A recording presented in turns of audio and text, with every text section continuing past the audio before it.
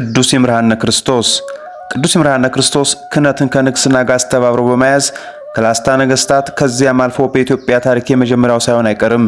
በጥንቱ የሀገራችን ታሪክ ለቤተ ክርስቲያን ልዩ ቅርበትና ድጋፍ የነበራቸው እንዲሁም ለቅድስና ማዕረግ የበቁ እንደ አብርሃና አጽብሃ፣ ካሌብና ገብረ መስቀል የመሳሰሉ ታዋቂ መሪዎች የነበሩም ቢሆንም ስልጣነ ክህነት ግን አልነበራቸውም።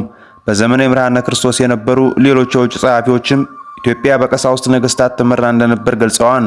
አስቀድሞ እንደተገለጸው በምድር አውሮፓ በመስቀል ጦርነት ወቅት ትልቅ የድጋፍ ምልክት ሆኖ ስለተሳለው ቄሱ ንጉስ ዮሐንስ መወራት የጀመረው በቅዱስ ይምርሃነ ክርስቶስ ዘመነ መንግስት ነበር።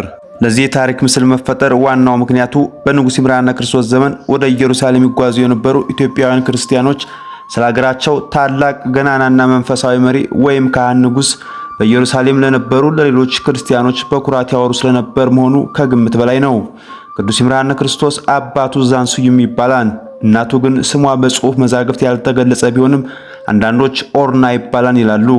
ለቅዱስ ይምርሃነ ክርስቶስ የህይወት ጉዞ መሰረት ከአባቱ ይልቅ እናቱ እንደነበረች በመጽሐፈ ገድሉ በስፋት ተገልጿል። ይህ ንጉስ በተወለደ ጊዜ የነበረው ኢትዮጵያዊ ንጉስ አጤ ጠጠው የሚባል የነበረ ሲሆን መናገሻ ከተማው ከቅዱስ ላሊበላ ከተማ በቅርብ ርቀት ላይ 6 ኪሎ ሜትር ገደማ በስተ ሰሜን አቅጣጫ የምትገኘው አደፋ ሳትሆን አትቀርም። ንጉስ ጠጠው የጠቢባን ምክር ሰምቶ ይምርሃነ ክርስቶስ ሲያድግ ከልጆቹ ይልቅ እርሱ ስልጣንን ይወርሱብኛል በማለት እስከ ሞት ድረስ ያሳድደው እንደነበርና በእናቱ ምክንያት ከሞት ተርፎ መጨረሻም ለስደት እንደተዳረገ በገድሉ ላይ ተመዝግቧል። እናቱም ልጇ ይምርሃነ ክርስቶስ እንዳይሞትባት በመስጋት ራቅ ወዳለ ቦታ ይሄድ ዘንድ ክርስቶስ ይምርሃ ብላ መርቃ ሰደዋለች።